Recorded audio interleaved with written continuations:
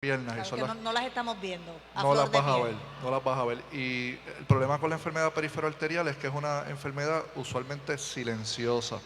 Y cuando presenta ya con unos síntomas que usualmente son severos y son un hallazgo de que tus piernas están a riesgo.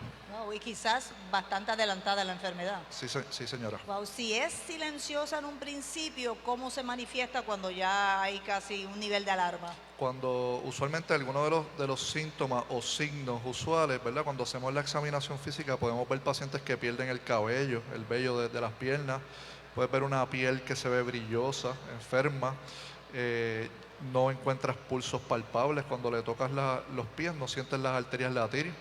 Ya en cuanto a los síntomas, uno de los síntomas leves, que es de los principales, más comunes, es la claudicación, que es dolor en las batatas al caminar.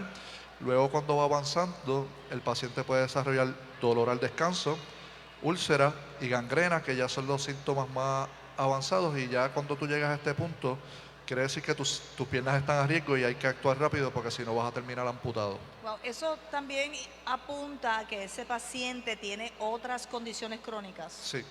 Eh, la enfermedad de las arterias de las piernas, sabemos que todas las arterias están conectadas, ¿verdad? Y esto es como una autopista con diferentes calles, y si las arterias de tus piernas están enfermas, hay una posibilidad bien alta que tengas enfermedad del corazón, de las arterias del corazón, que tengas enfermedad de las arterias carotidias también. Al igual, la mayoría de estos pacientes tienen comorbilidades, ¿verdad? Tienen otras condiciones que los afectan, como es la diabetes, que en nuestra población es más de un 80% de los pacientes que vemos en la oficina. Presión alta, son fumadores o exfumadores, la obesidad, el colesterol elevado, los triglicéridos, todo esto son factores de riesgo que te ponen a riesgo de enfermedad cardiovascular. ¿Y hay alguna relación con demencia? Porque me menciona las venas carótidas. Sí, hay en muchas ocasiones, cuando tú tienes enfermedad de las arterias del cuello, ¿verdad? Con placas de grasa, y estas plaquitas empiezan a romperse y se van al cerebro, van afectando el cerebro tanto que lo van dañando hasta que el paciente puede desarrollar lo que se conoce como una demencia vascular. Usted mencionó ahorita cómo ese examen físico de medir la presión, pues quería preguntarle sobre ese examen del índice tobillo-brazo. Sí. ¿Qué están midiendo y por qué es importante que se realice? Ok, aquí viene el rol del médico primario.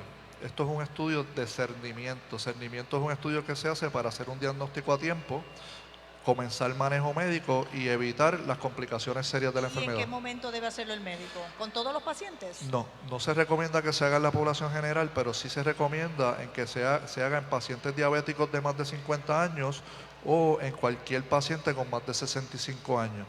Este estudio lo que va a hacer es como medir la presión, cuando te miden la presión del brazo, pero te miden la presión del tobillo y prácticamente están viendo cuánta circulación llega al pie. Si hay arterias tapadas o estrechas, vas a ver una disminución en circulación, y con eso tú puedes hacer un diagnóstico de PAD. ¿Lo están haciendo los médicos primarios? Sí, yo diría ¿verdad? Los médicos primarios de nuestra isla sabemos que hay una deficiencia de médicos especialistas, incluyendo cirujanos vasculares, y el rol del médico primario es esencial en hacer estudios de cernimiento, un diagnóstico a tiempo y comenzar la terapia para evitar las complicaciones a largo plazo. Y me parece que los médicos primarios hacen excelente labor, y esa es una de las razones por las cuales nuestras clínicas están llenas, porque hacen el diagnóstico a tiempo y nos los envían a nosotros. Pues qué bueno que se esté funcionando, pero si algún paciente de 65 años o más, doctor, 65 años o más. visita a su médico primario y hace tiempo que no le hacen esa... Chequeíto. ¿Cómo se llama? Se llama un índice de brazo-tobillo. Pues se lo solicita a su médico primario, que saca el tiempo para hacerlo, y ahí se detectan esas condiciones, sobre todo tempranamente. ¿Cuál es el tratamiento quizás inicial o general, universal para eso? Cuando se hace el diagnóstico, digamos en un paciente sin síntomas, y se hace un diagnóstico, le hiciste un índice de brazo-tobillo y salió anormal, disminuido, lo normal es 1, menos de 1 es anormal. Se supone que el paciente se comience un antiplaquetario, como es una aspirina o un Plavix, y una estatina, que es un medicamento que se utiliza para corregir el colesterol. Estos dos medicamentos juntos se conocen que en esta población disminuyen los riesgos de eventos cardiovasculares. O sea, disminuye el riesgo que le dé un infarto cardíaco, que le dé un derrame o que pierda las piernas. Solamente el efecto o el beneficio no es solamente para las piernas, sino que es para el corazón y para las carótidas. ¿Cuánta es la mortalidad de la persona que tenga esta condición? Pues mira, eso depende de cuán avanzada. Por ejemplo, si el paciente tiene dolor al caminar, la mortalidad es extremadamente baja porque esto prácticamente es un síntoma que afecta a tu diario vivir. Tus piernas no están en riesgo a este punto. Ya cuando tú desarrollas dolor al descanso, gangrena o úlceras, sí se conoce que el paciente tiene un riesgo de mortalidad por eventos cardiovasculares más elevados que cualquier persona saludable. Si el paciente termina con gangrena o úlcera y pierde la pierna, se conoce que la mortalidad puede ser de un 20 a un 40% durante el primer año. O sea que casi la mitad de estos pacientes podrían fallecer si terminan con una amputación. Y esa es la importancia de tratar de evitar de llegar a ese punto. De llegar a ese punto Sí. Y la importancia también de la intervención de ese médico primario y quizás del cardiólogo primario, sí, que es el que va a iniciar ese tratamiento que usted recomienda. Sí. Tratamiento médico. Para manejar la condición. Exacto. Usualmente cuando es asintomático es tratamiento médico. Ya cuando el paciente, por ejemplo, desarrolla una úlcera, una gangrena o dolor al descanso, se recomienda una intervención vascular. Ahí es que entramos nosotros como cirujanos vasculares. Y usualmente se hace lo que se conoce como un cateterismo de la pierna, un angiograma, buscando restablecer el flujo sanguíneo y mejorar los síntomas, ¿verdad? Que la úlcera sane, que la gangrena, si el dedito hay que cortarlo, que sane la amputación, para evitar que el paciente termine perdiendo la pierna. Usted mencionó ya un tratamiento farmacológico, pero sí, ¿cuáles quizás son esas terapias que han producido mayor efectividad en los pacientes? Pues, además de la terapia médica, ¿verdad? Que es aspirina, Plavix, una estatina como atorvastatin, rosuvastatin. También se conoce que es rivaroxaban, ¿verdad? Que es el Xarelto, también disminuye riesgos cardiovasculares. Y ya cuando es más avanzado, pues ahí el cirujano tiene que operar. Porque si realmente no tiene paciente, el riesgo de amputación mayor durante los próximos meses es elevado. Y una amputación mayor, pues, está asociado a una mortalidad elevada durante el primer año, que es lo que queremos evitar. No hablamos de la prevalencia de la condición en Puerto Rico, ni quizás de la cantidad de personas que requieren cirugía. Sí. Pues la realidad es que la prevalencia, que van envejeciendo, la prevalencia va aumentando. Ya a partir de los 70 es como un 10%, de los 80 es un 15-20%. So, cada vez que vemos estos pacientes más mayores, va aumentando la prevalencia. ¿Cuántos pacientes de estos avanzan a enfermedad donde la pierna está en riesgo? Son pocos. Si cogemos 100 pacientes que un PAD, son pocos los que terminan con gangrena úlcera. Pero como tenemos una población tan enferma y envejeciente, pues realmente vemos muchos.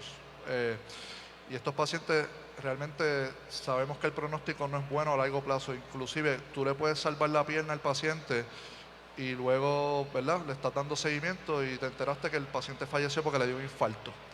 ¿Por qué? Porque sabemos que todas estas condiciones están entrelazadas y el riesgo cardiovascular sigue siendo elevado aunque le salve la pierna. Claro, porque aunque se refleje ahí, quizás el resto del sistema arterial ya está afectado. La mayor parte de estos casos que llegan a cirugía están vinculados con otras enfermedades crónicas, como usted señaló, la diabetes, por ejemplo. Sí, nosotros hemos publicado múltiples estudios en nuestra población, ¿verdad?, que es mayormente del suroeste, y más del 80% de los pacientes que nosotros tenemos que intervenir por enfermedad con gangrena, úlcera, son pacientes diabéticos. Igual son pacientes hipertensos, pacientes con enfermedad renal crónica, pacientes que fuman o fumaron y pacientes obesos. Y a veces tú ves esta combinación y tienen más de 3 o 4 comorbilidades. Tú pones todas estas comorbilidades juntas y esto es una combinación fatal. Una bomba de tiempo. Sí, es fatal.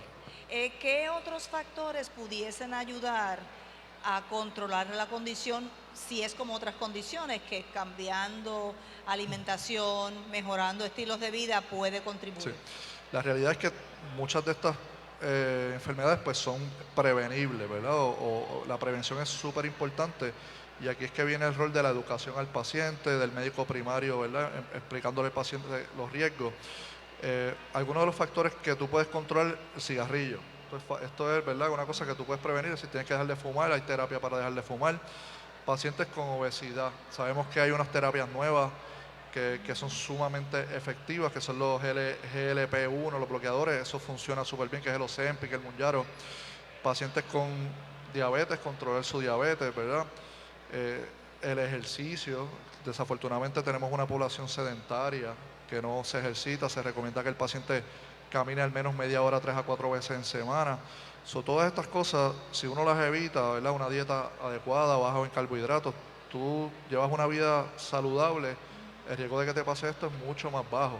Pero esto no es de un año para otro, tú tienes que empezar desde que tú eres joven, desde los 20, 30 años, para que cuando llegues a los 50 o 60, pues no tengas este tipo de condición. Pues supongamos que ya la persona, el paciente tiene PAD y quizás incluso fue a cirugía. ¿Qué papel juega la rehabilitación vascular en ese proceso y también estos cambios en estilo de vida? Si es fundamental. Siempre, ¿verdad? No importa que el paciente haya tenido, digamos que perdió un dedito y sanó la herida, nunca es tarde, ¿verdad? Si el paciente está obeso, yo siempre los ayudo a bajar de peso, los oriento sobre su dieta, ¿verdad? Bajen carbohidratos, hacer ejercicio, tratar de controlar sus presiones, su diabetes.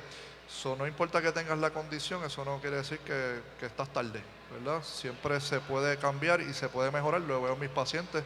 A veces me dicen bajé 30 libras, ¿verdad? La presión está mejor, la diabetes está mejor. Y de esta manera pues disminuimos los riesgos a largo plazo. Eso sí se puede tratar. Lo cierto es que el paciente con PAD tiene menos probabilidad de pasar de cierta edad o no con el tratamiento adecuado. La realidad es que la mayoría de los pacientes que tienen PAD no desarrollan síntomas asociados al PAD. O sea pero el diagnóstico a tiempo disminuye los riesgos de eventos cardiovasculares en general. Y la muerte. Y la muerte. La mayoría de los pacientes que tienen PAD que están aquí, por ejemplo, aquí deben haber muchos pacientes con PAD, no tienen ningún síntoma. Y pueden vivir una vida completamente normal, pero con un manejo adecuado. Claro, y el único cernimiento o el inicial fue el que nos comentó al principio de ese examen que es físico. El médico tiene que tocarte. Tiene que tocarte el pie. Si el médico si tú no sientes pulso en el pie, tienes PAD, de seguro. Si tienes pulso como quieras, deberías ordenar un índice de brazo-tobillo, porque en ocasiones puedes tener pulso y el índice de brazo-tobillo está disminuido. ¿Qué quiere decir eso? Que tus arterias están levemente enfermas, pero el flujo sanguíneo llega adecuadamente. O sea, lo que tienes un poquito estrecho o tapado no es suficiente para disminuir la circulación.